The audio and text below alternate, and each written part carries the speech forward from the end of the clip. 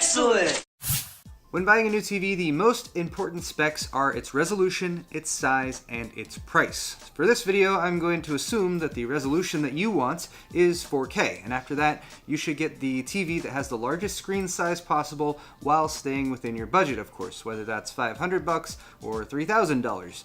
I recently spent just under $800 on this 65-inch 4K LG TV, which I got at Target after my wife spotted it on Slick Deals with a very nice discount.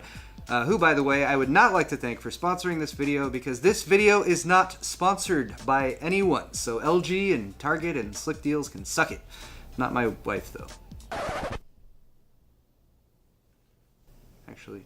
Point being that I thought you guys might like to hear what my other qualifications for a good future-ready 4K TV were before I made this purchase, since it's probably a popular upgrade item this holiday season. So here are my 4 rules for buying a 4K TV. Rule number 1 is seek the ideal inputs. For most people, this means at least 3 HDMI 2.0A inputs with at least one that is HDCP 2.2 ready. HDMI 2.0A will give you support for 4K 3840 by 2160 resolution as an input. Also HDR, wide color gamut, and all of that at up to 60 frames per second. HDCP is high bandwidth digital content protection, and although we might not like it, we will need that if we want to have support for playing back copyright protected content from an HDCP enabled source. I would also like to throw up DisplayPort here as a potential ideal input, but unfortunately a lot of HD TVs or 4K HD TVs do not have DisplayPort as an input. You would want DisplayPort 1.4 ideally, and that would actually be much more common if you're buying a 4K PC monitor, but let me know in the comments if you actually find a good full-size 4K TV that has a DisplayPort input, because honestly, I would much prefer that to HDMI 2.0A or whatever, if it's available. Rule number 2 is have HDR. Make sure your new TV has HDR support. This is going to separate models that came out this year or last year from models that came out prior to that, earlier 4K TVs, because this is a more recent development. Often this will be listed alongside wide color gamut. With high dynamic range, source material, and an input to an HDR-ready TV, the TV can display a much broader range of colors. And much like the jump from 1080 to 4K, I think it's display technology that makes a big difference, especially when you're viewing it side by side with a non-HDR TV, and it's worth being ready for.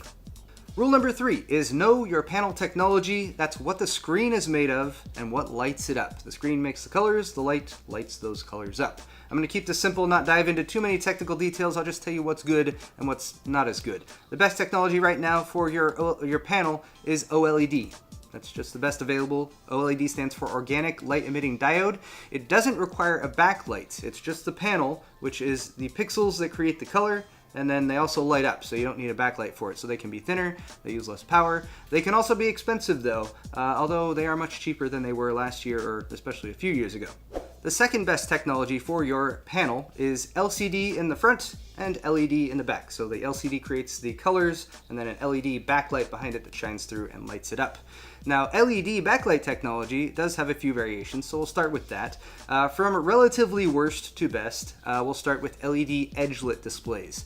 That's actually what I got. It's not terrible, but it's just not as good as an LED full array panel.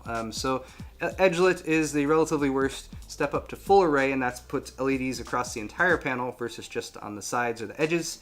And then the best option you can get for an LED backlight is full array plus local dimming. So you have LEDs covering the back, and then it can actually dim parts of the screen that should be dark for darker scenes. That will give you much deeper blacks, as well as the best contrast ratio available.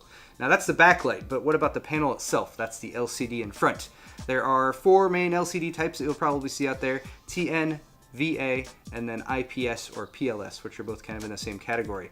IPS and PLS are generally the best when it comes to LCD display panels. That's what I got, IPS.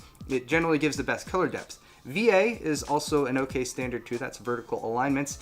And then standard pretty much is TN, that would come in last. But again, it's still perfectly adequate. It's just, you know, when you're buying technology, there's always stuff that's a little bit better. So again, from worst to best, TN, VA, and then IPS or PLS. Rule number 4, resist the curves. This is just a pretty basic idea. Curved TVs suck. They're made for group watching, at least large TVs usually are, But with a curved television, there's really only a very small sweet spot that you can sit in, and it's much harder to move around and watch from off angles. Curved monitors like this one are okay though, since usually it's just one person sitting and you can sit right in front of it, and that's much better. I just never really liked curved TVs, and like 3D TVs just never really caught on with me, so I don't think that's something important that you should look for. So when my wife found that deal, I applied these rules and I ended up with this TV. The price was right, and my only compromise was the panel, which is an IPS LCD with LED edge lighting instead of an OLED, but that's still a huge jump up in size and quality from our old TV, which was a 47-inch 1080 by JVC. If I added a fifth rule here, it would be to make sure that the TV has VESA mount support for wall mounting. I grabbed an articulating wall mount from Monoprice for ours, so I can still pull it out from the wall and get back there at the inputs if I need to. But most all large TVs do have VESA mounting points, so I didn't feel like including that as a rule. To wrap things up though, I have searched the holiday deals that are going on right now, and I found a few 4K TVs that I feel meet these requirements. I have posted Amazon links to those down in the description. You can check those out, but just click on them and check the model number, and then definitely check other retailers as well, because there's a ton of deals going on right now for Black Friday and the holidays. Let me know in the comments also if you're going to be upgrading to 4K this year. Hit the like button on your way out, and thanks for watching.